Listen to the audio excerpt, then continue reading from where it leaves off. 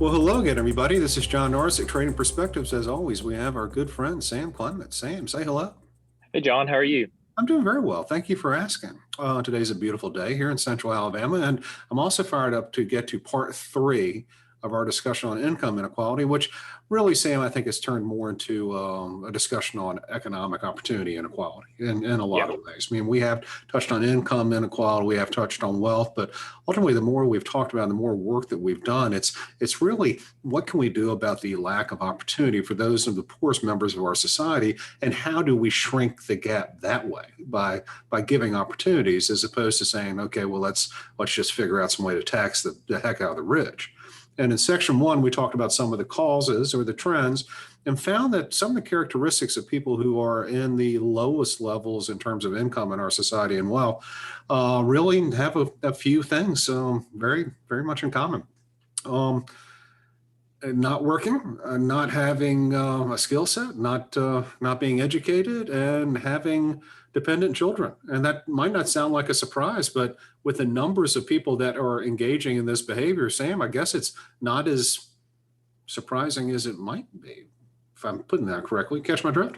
no, I'm catching your drift, and I think all the not to skip ahead, but part two we talked about the effects of it, and we talked about or even in part one, education was part of it, and um, yeah, unwed children and things like that, and so what it does is it creates this. Okay, we know kind of how to fix this. We know how to, or we know what the solution is, but how we get there is kind of the difficult part, and how we fix these pretty clear problems, or at least in terms of data, the data is pretty clear about what the problems are and the causes. But it's you can't just snap your fingers and have those things change. And so that's where you have to kind of think outside the box a little bit, and maybe do some things, incentivize things that we haven't done before. And now's maybe I would say a good time for that. I mean, you and I talked earlier about just the infrastructure package and the stimulus packages we've thrown at this crisis, and I'm not going to argue about the validity of them, but comparing to 2008 and the TARP program, people were so up in arms about the money we were spending on that, when first of all that was a loan that was being paid back, and the government has made money hand over fist over that, versus now this is literal checks being sent out to Americans, So, and 4, 5, 6, 7, 8 times multiple of what we spent in 2008, which was an extreme, almost complete collapse of the financial system. And my point of saying this is we've done things recently that we would have thought impossible to do it a little over a decade ago. And so that seems to be the trend we're going at is, okay, why don't we do this? Why don't we incentivize things? Why don't we write people a check to get them to go out and spend money and expand the economy? So I think that's what we need to do here is think outside the box on how to solve some of these issues. well, guys, I mean, Sam is right in a lot of ways. You can also tell how Sam feels about the proposed relief package and infrastructure bill. Maybe he's not the biggest proponent for it, but regardless, he is right on a lot of things. And we do know a lot of the solutions. We do. If you know the characteristics, then you can come up with some solutions pretty easily. And that was really kind of section one, part one of it. Second, part two was really, why is this important? And really has everything to do with social cohesion and really the sense of fairness in American society. If you have a society that is not cohesive, that is not pulling in the same direction, ultimately you're going to have some troubles maintaining that society. And that's important because you need to have all elements of your society, regardless of income level, feeling as though they're part of something bigger than themselves, feeling that they have opportunities to better their lives. But if you have a significant portion of the population feel as though they're going to get screwed, that society is not going to move forward without change. Sam, is that fair? Yeah, completely fair. So today, section three, we're going to talk about maybe some of the solutions which Sam touched on, and what are some of the solutions. And Sam and I were talking about this before we started recording this morning, and it's if kind of going back to what I just said, if we know what the characteristics are, if we know what the problems are, and if we all have the same goal in mind, and that is to create opportunities to make sure that American citizens have the potential to better their lot in life, economically and socially. If we all agree that these are things that are desirable in our society, I would imagine the vast majority of us, 99% of us, would probably agree that's what we want to do. That's what we want to have. Then a lot of the hard work is done, and yet we find ourselves try to outthink ourselves. And even so, you're right.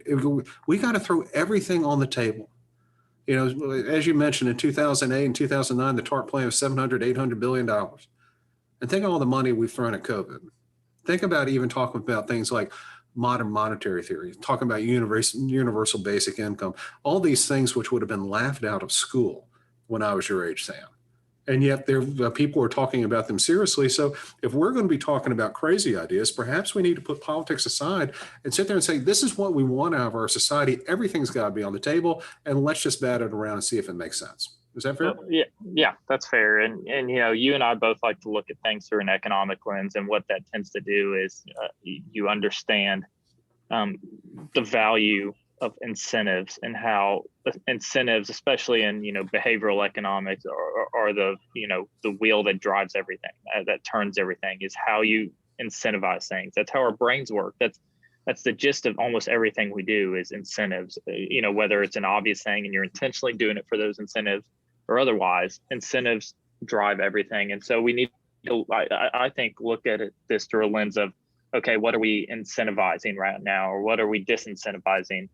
What is, you know, who's bearing the burden of things right now? And so that's, I think, the lens that we need to look at this through. I agree with you wholeheartedly. And, you know, before we get talking too much, lest anyone think we're being too political, this cuts across our entire society. It absolutely cuts across our entire society, regardless of race or even political affiliation. You're going to have poor people. You're going to have people that have not been adequately trained for the 21st century knowledge-based economy. And so this happens in Alabama, it happens in Georgia, it happens in Oregon, it happens in Minnesota, happens in Maine, it happens in New York, where we have people that have fallen through the cracks, you know, maybe not through their own, maybe not intentionally, maybe not out of their own efforts or bad decisions, but there's enough of that out there.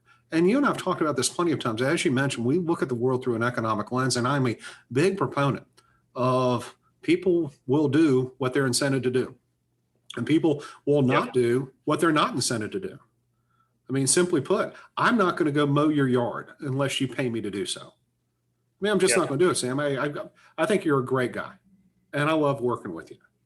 My life's better for knowing you, but I'm not going to cut your yard. Yeah, and it's the same thing with you. Likewise. Yeah, so I'm just not going to do it. You can cut your own damn yard. So that's kind of the way. I mean, it's obviously a very bad analogy, but I mean, you get the point. You know, people will respond to incentive. So what is the incentive for a student in one of these, unfortunately, all too frequently failing school systems? What is the incentive to really go to school, understanding that they know that the quality of product that they have in these school systems is bad, meaning that they know that they're going to come out and they're not going to have any economic opportunities, and therefore that entire school district, that entire zip code or what have you, just doesn't believe in, doesn't believe in schooling because it doesn't make any difference. Yeah, there's not much. And the same thing with choice of school. You know, people, that's, I guess, a political issue, giving people the choice to go to what school. But, you know, school districts school districts make their money off heads, the amount of heads that are at their school. The seats, yeah. So, you know, if someone's mandated for all intents and purposes to go to your school, what's the incentive to give them a good education? What's the incentive to keep them there? You're not selling them a product anymore. You know, there's no reason for them to have a quality education. You know, they're going to grow based off the number of kids that people have, and that's really it. But when you throw in the choice to go to a different school, okay, well, maybe some people need to kick it in high gear. You know, you really need to start competing, and that puts you into kind of a free market, where right now there really isn't a market for the most part, at least. And so it's the same thing. It's just all a matter of incentives. And also, this might be a little bit too politically charged, but if you think about the teen pregnancy problem that the United States has relative to the remainder of the G7 or OECD. It's not as big a problem as it was 30 years ago. I'm not going to say that it is. However, when you take a look at this, so unwanted, but let's say unplanned teen pregnancies in the United States, it's multiples higher than what it is in the OECD, and certainly compared to South Korea and Japan. And that's a huge chunk of the problem. I can point to the illegitimacy rate in the United States, which has gone up for all demographics over the last 20 years. And people can still point to the fact that Iceland has a higher illegitimacy rate than the United States. So illegitimacy itself must not be the issue, except for one thing. The percentage of illegitimate children in Iceland to unwed teenage mothers is negligible. And the average age of the first birth in Iceland is higher than it is here in the United States, which means that in some of these European countries where the illegitimacy rate is higher than on par with what it is in the United States, the mothers are waiting longer to get pregnant, meaning that they have developed intuitively more skills and have more work experience than young mothers here in the US. Your thoughts on that? It's hard to argue. So why wouldn't we, instead of incentivizing, believe it or not, young women to have children, why wouldn't we incentivize them to not have children? Understanding that paying for children that they can't support by themselves due to their lack of skill set is only going to potentially damn several people to a life of poverty. Why wouldn't we pay high school students to not give birth, to not start families before they have finished high school? And Sam, why wouldn't we, instead of paying for babies, why wouldn't we pay for not having babies? Pay for, if you can graduate high school without putting another kid on the dole, we're going to pay for trade school. We're going to pay for community college. Give an absolute incentive to not do something. We're going to train you. And that way your offspring later on will have a better chance of a better future. Your thoughts on that? I mean, again, it's incentives, and whether we think we are or not, we're incentivizing pretty much every behavior that the majority of Americans take on. And it's just a matter of the other side of the coin right now. There's, I guess, a lot of incentives or a lack of disincentives to not have kids early on, and that goes both for males and females. It's a two-way street of you don't have to worry as much maybe right now because of the amount of incentives that are in place for kids early on. And so maybe that is something. And like I mentioned with 2008 versus now, I mean, if I told you back in 2008 that we were going to give out stimulus checks, a check that goes in your bank account, you can spend it on whatever you want, and there's not really a rhyme or reason of who gets it or who doesn't. I mean, there's an income limit, I get that, but pretty much the majority of Americans get one of these checks and can spend on whatever they want. You would have thought that's insane at the time. Most people would have thought that's insane. I mean, people were croaking over the idea of spending $800 billion on a loan that the government made an insane amount of profit on. And now we're doing trillions of dollars without any sort of pushback from either side of the aisle. So I don't see why we can't, take it a step further, especially when you quantify the actual cost. And, having kids before somebody's ready is one of the largest correlations to not making it out of the income quintile. Yeah, the income quintile that you're in. If you have a kid before you're really ready, before you're adequately trained for the workforce, before you have any experience, how are you going to get that experience when you're trying to take care of one or two or three kids? And right. what I'm advocating is, I'm not advocating anyone not having children. I've got two of my own. I love them dearly. I strongly advise it. However, it's just, why don't we get you educated? Why don't we give you a skill set? Why don't we train you first? And I'm not saying this is going to automatically turn everything into roses. It's not going to let 1,000 flowers bloom or whatever Deng Xiaoping had to say. It's just simply starting to move the ball in the opposite direction and giving people an opportunity, as opposed to sitting there if you're in a failing school district or failing community, sit there going, this school's not training me for anything. Might as well just go ahead and get after it. I've got nothing really to look forward to. The system's against me. So, I don't see any downside to this outside of some strident people sitting there saying, I'm not going to pay for this. Well, you're paying for it anyhow. Which way do you want to pay for it? You want to pay for it by developing an opportunity, or do you want to pay for it by damning someone to a life of poverty? It seems kind of like the argument of, paying for preventative medication for people, so that they don't get sick, instead of, just funding the healthcare system once everyone gets sick, and, the post sickness medication and things like that, instead of, it's easy for us to try and go out or it makes sense to me, at least, to try and go out and, spend money to change our health habits so that we don't have higher healthcare costs down the road. So to me, it's kind of the same argument. Yeah. So I kind of like this idea. I've batted around in my head and in the past. I think it's politically untenable. I don't think too many people would have really the stomach to try to make this law on both sides of the aisle. However, I think it makes sense to me. I think it besmacks of fairness. I think of creating opportunities. I also think that, Sam, another thing that we need to seriously consider, particularly in some of these school districts or states or localities where the school system is not putting out a good product, our society has to be willing to pay for it. And it has to be willing to make education a priority. That's just, if you don't make education a priority, if you're not demanding that the teachers teach, if you're not willing to pay for it, you can't complain with the output. I'm sorry, you just can't do it. And so if all you're paying is 45 mils on your property, which is not uncommon in the state of Alabama, don't complain about the quality of the school system. However, if you want to live in a section like in here in the Birmingham metropolitan area, Homewood or Vestavia, Hoover, Mountain Trussville, and others, you're going to pay higher property taxes, and which means that you're going to get a better school system. So we have to be willing to pay for it, and don't complain about it. And Sam, you and I have talked about this. We have our tax system in the United States upside down. We should be paying far less to the federal government and far more to the state and local governments. There, I've said it. That make me popular with no one. Yeah, it's like a guy I follow once said, he's a libertarian on the national level, a Republican on the state level, and a Democrat on the locality level.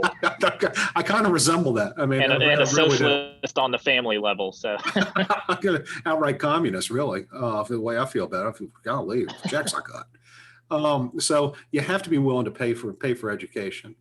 So I think we have to be willing to think outside of the box. We've given a couple of alternatives there where you have to be willing to pay for something.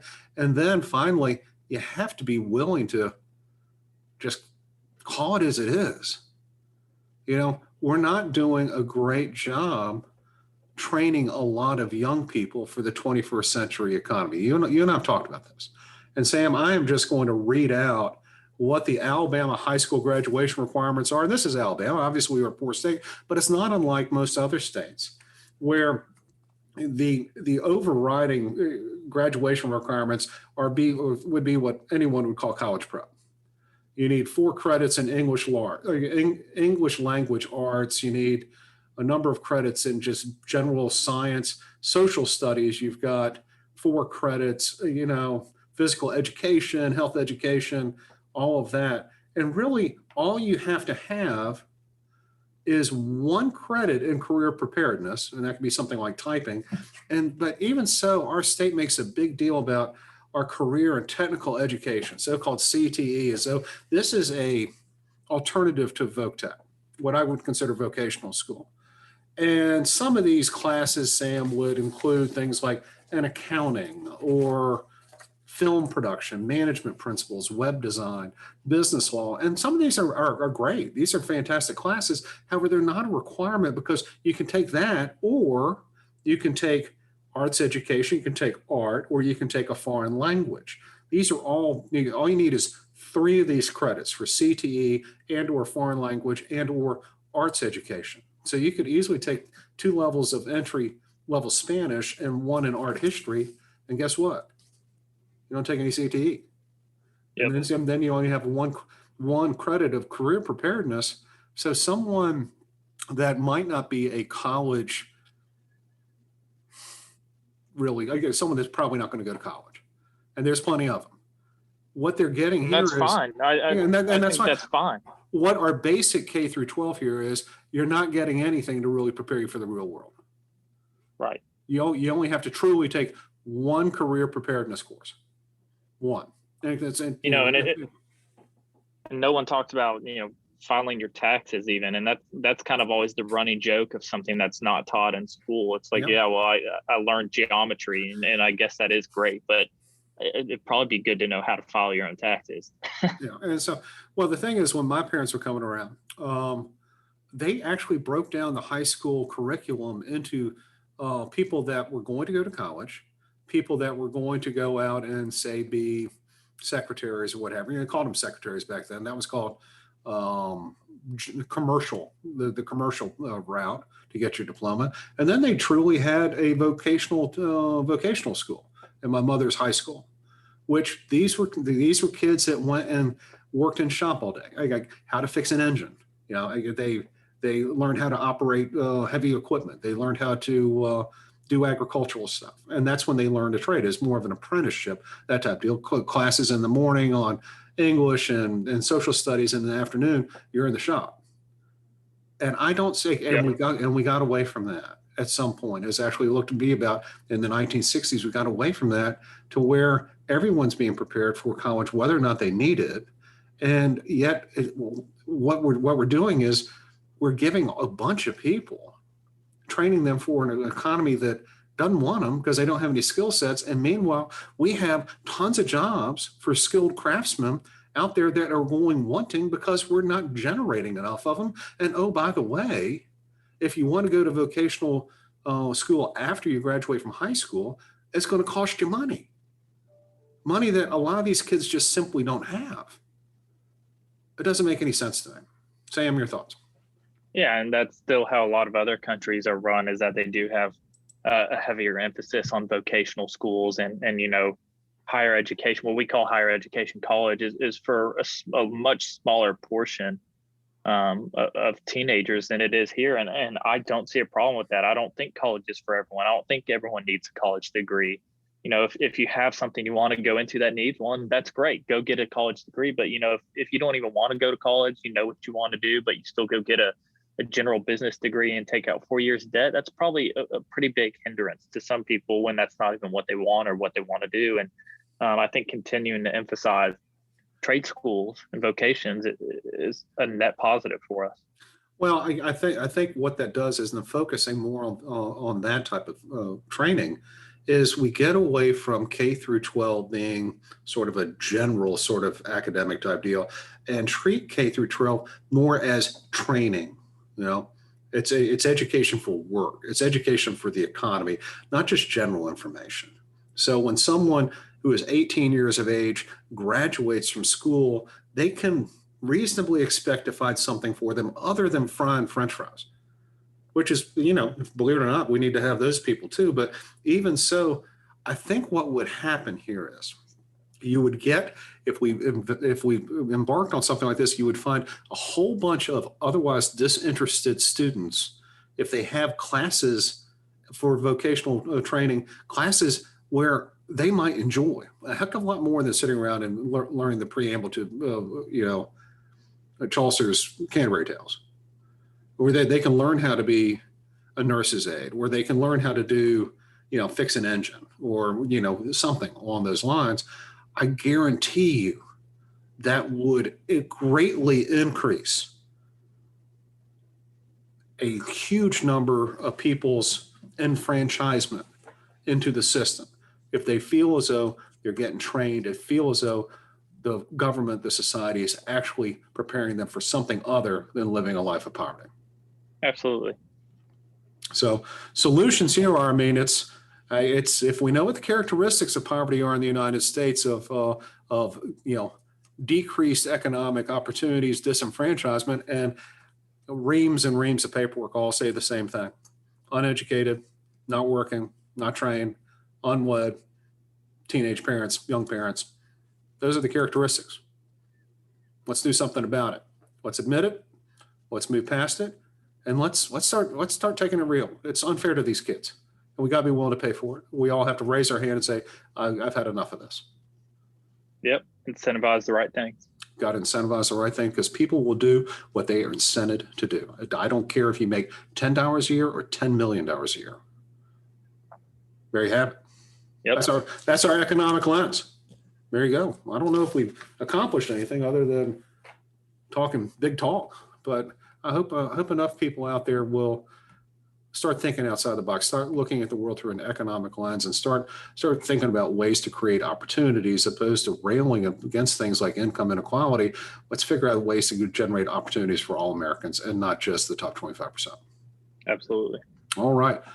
Well, guys, thank you all so much for listening. We always love to hear from you. Also, if you have any questions or comments, please let us know. You can always reach us by emailing us at tradingperspectives@oakwood.com, or you can leave us a review on the podcast outlet of your choice.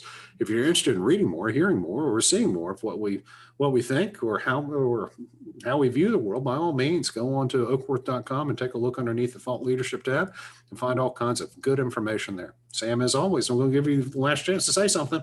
That's all I got. That's all I got today, too. Y'all take care.